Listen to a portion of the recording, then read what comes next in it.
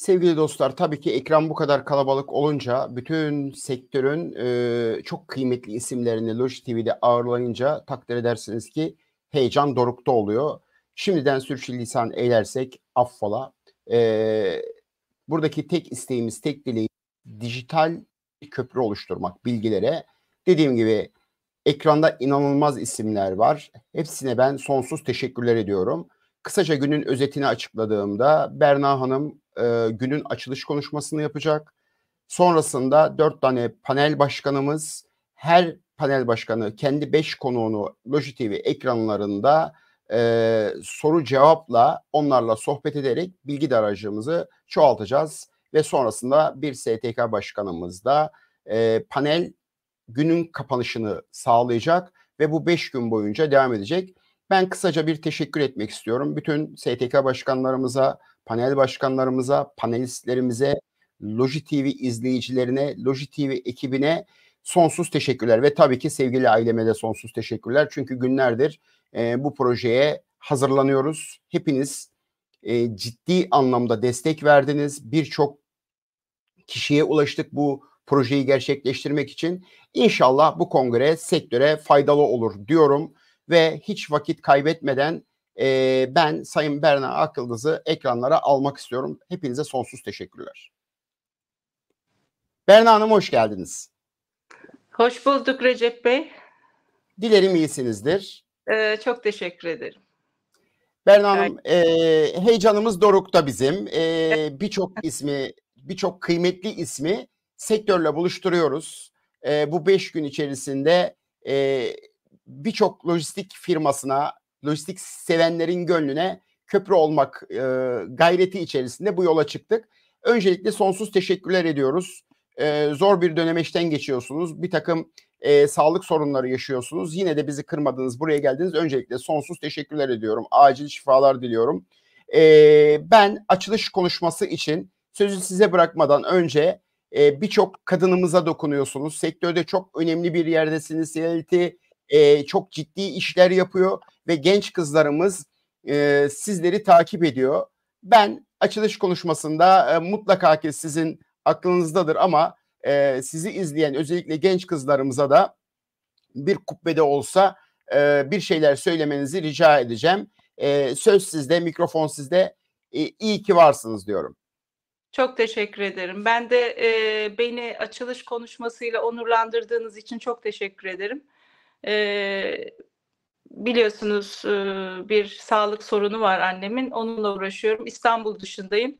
Telefonla bağlanabildim. Ama çok kıymetli bir şey yaptığınız için öncelikle sizi tebrik ediyorum. Ekonomik amacı olmayan, tamamen sektöre yönelik ve sektörün tüm değerli isimlerini bir araya getiren bu kongreyi gönülden kutluyorum. Başta size ve emeği geçen Loji TV ekibini gönülden tebrik ediyorum. Sanırım bu bir ilk. Çok sayıda kongre, konferans yapıldı ülkemizde. Ama yapısı gereği çok özgün, çok gönülden ve gerçekten sektöre bir şeyler katmak ve herkesi birlikte bir arada görmeyi ve tecrübeyi paylaşmayı, sektöre, lojistiğe değer katmayı amaçlayan bu kongre için sizi gerçekten bir kez daha gönülden tebrik ediyorum. Ve teşekkür ediyorum sektörün çok bir teşekkür ediyorum. Çok sağ olun. Üyesi olarak. Eminim ki çok şey öğreneceğiz, çok şey dinleyeceğiz 5 gün boyunca. Oldukça da uzun bir kongre olacak. Ama isimleri görünce gerçekten hepimiz heyecan duyuyoruz. Ben bütün olabildiğince bütün seansları takip etmeyi düşünüyorum. Çoklu krizlerin yaşandığı dünyamızda, koridor savaşlarının alıp başını gittiği, her gün çok yeni bir, değişik bir bilgiyle uyandığımız dünyamızda, Covid pandemisinden sonra değişen tüketim alışkanlıkları ve yeni dünya düzeni nedeniyle biliyoruz, hepimiz biliyoruz ki dünyada en önemli sektör haline gelen lojistik hayatımızın gerçekten tam ortasında. Yani bütün dünyadaki bütün değişimlerden ilk etkilenen ve o bütün değişimleri yönlendiren ve ilk harekete geçmek durumunda olan sektör yine lojistik. Tabii ki lojistik tedarik zincirinin omurgası şeklinde en önemli parçası. Ve bizler de ülkemizde lojistik sektörünün temsilcileri olarak bu konuda sürekli olarak bilgilerimizi güncellemek durumundayız. Çünkü dünyada çok hızlı bir değişim var. Ülkemizde Doğu ile Batı'yı birleştiren bir coğrafi üstünlük var. Bizim Avrupa ile Asya'yı birleştirici özelliğimiz 2050 sıfır karbon emisyonu hedefleri nedeniyle Avrupa'ya olan coğrafi yakınlığımız, 4 saatlik kısa uçuş mesafesiyle 70'ten fazla ülkeye ulaşma kapasitemiz, deniz, hava, karayoluyla transit merkez olma özelliklerimiz, Uzak Doğu'yu Avrupa'ya bağlayan orta koridorun tam ortasında ve gerçekten vazgeçilmez noktasında olan ülkemiz nedeniyle bizim ülkemizin lojistiği birçok ülkeden çok daha önemli ve stratejik durumda. Bütün dünya bunun farkında ve biz Türkiye olarak da bunun giderek daha çok farkındayız ve bunun önemini ve değerini bilerek bu değişimlerden, bu gelişimlerden ülkemizin daha fazla nasıl değer kazanabileceğine, ülkemiz lojistiğinin ülkemizin ihracatına, ithalatına, dış ticaretine nasıl bir katkıda bulunması gerektiği konusunda sürekli olarak hızlı adımlar atmak durumundayız. Bu nedenle Türkiye'deki, ülkemizdeki lojistik, dünyadaki lojistiğin önemine paralel olarak bir kez daha önemli durumda. Bu arada STK'lar gerçekten çok çok çok önemli. Sektörel STK'larımız bu durumlarda hem ülkemizi, dış ticaretini geleceğe hazırlayan konuların çözümlerinde hem de ülkemizde geçen yıl 6 Şubat'ta olduğu gibi, asrın felaketinde olduğu gibi ülkemizdeki olası değişikliklerde lojistiğin gücünü göstermek ve o koordinasyonu sağlamak açısından STK'lara çok ciddi görevler düşüyor. Ki bunu geçen yıl çok uzun süre boyunca yaşadık. Sizin de bu kongreyi aynı tarihlere, asrın felaketini yaşadığımız, büyük depremi yaşadığımız tarihlere getirmenizi ayrıca çok anlamlı buldum. Bunun için de gerçekten gönülden tebrik ederim. Mutlaka depreme dair olmuş ve olası depremlere dair de afet lojistiğine, insani yardım lojistiğine dair de bu 5 gün boyunca ciddi konular konuşulacağını düşünüyorum. Oralardan da öğrenecek çok şeyimiz var. Çünkü geçen yıl yaşadığımız konu çok hızlı hareket etmiştik. Ülke olarak, şirketler olarak ve STK'lar olarak ama çok ciddi koordinasyon eksikliğimizin olduğunu fark ettik.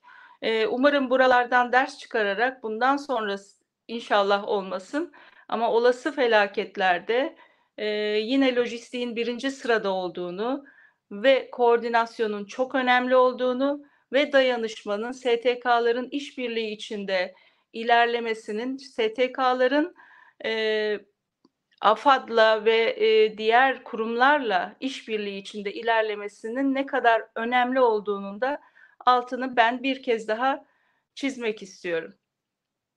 Biz de CILT olarak bu STK, değerli STK'ların arasına 105 yıllık bir İngiltere menşeili 40 ülkede ve 40 bin üyeli 105 yıllık bir geçmişi olan 1919'da İngiltere'de kurulmuş olan The Chartered Institute of Logistics and Transport'u kazandırmış olmaktan ve bunu ülkemizde kutladığımız Cumhuriyetimizin 100. yılında kazandırmış olmaktan büyük onur ve gurur duyuyoruz.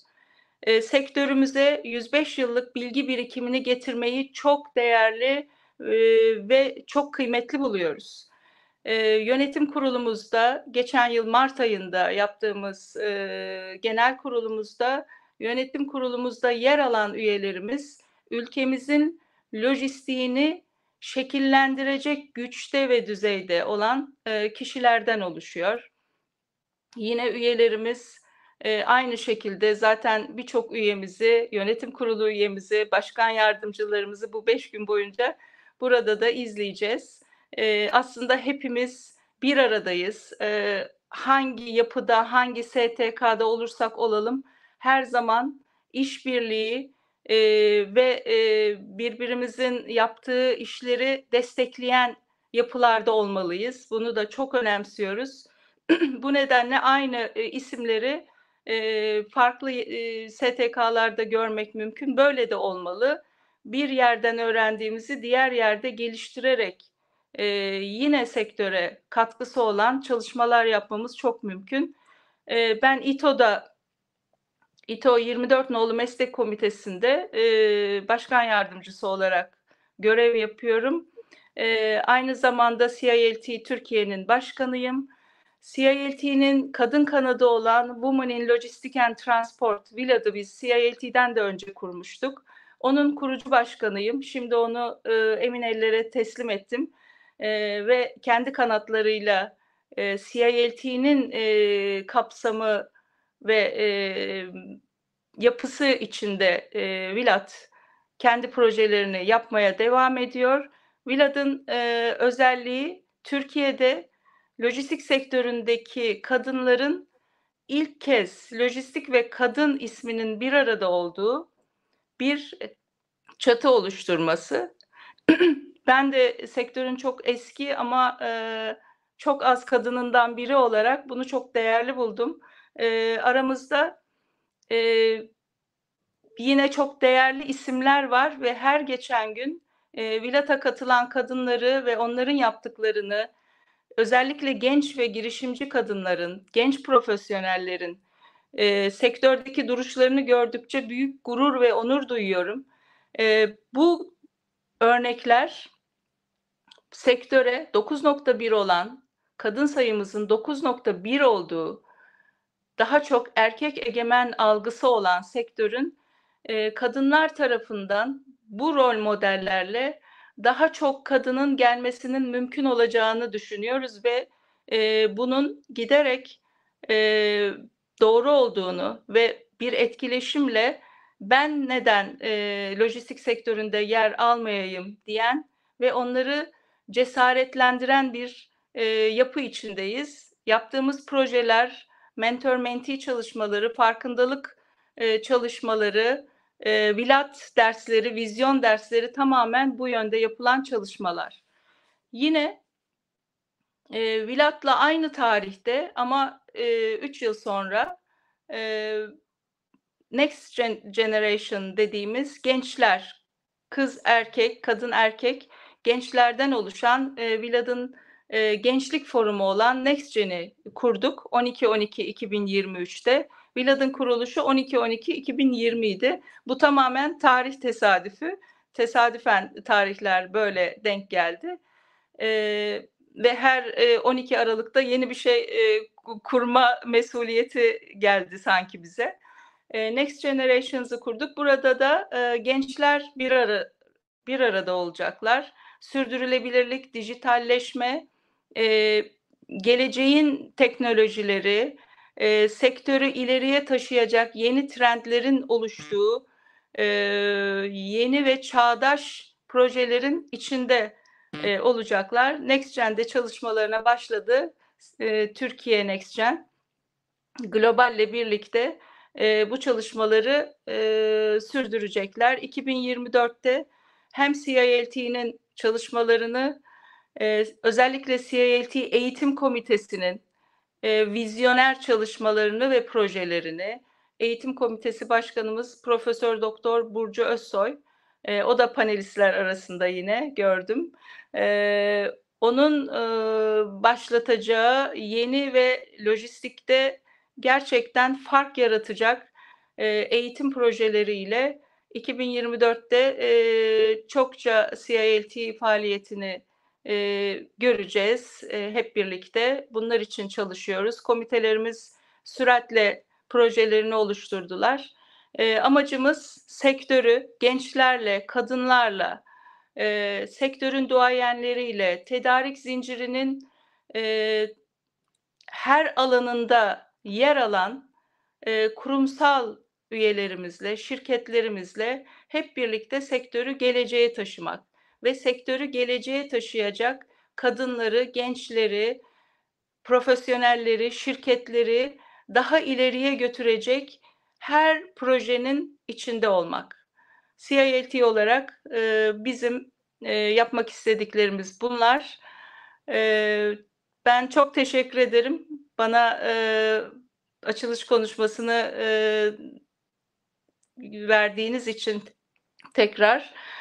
Yeni trendlerin konuşulacağı, işte yapay zeka, sürdürülebilirlik, dijitalleşme ve sektöre değer katacak birçok konunun konuşulacağı 5 günü ben de büyük bir heyecan ve ilgiyle izleyeceğim. Çok teşekkür ederim.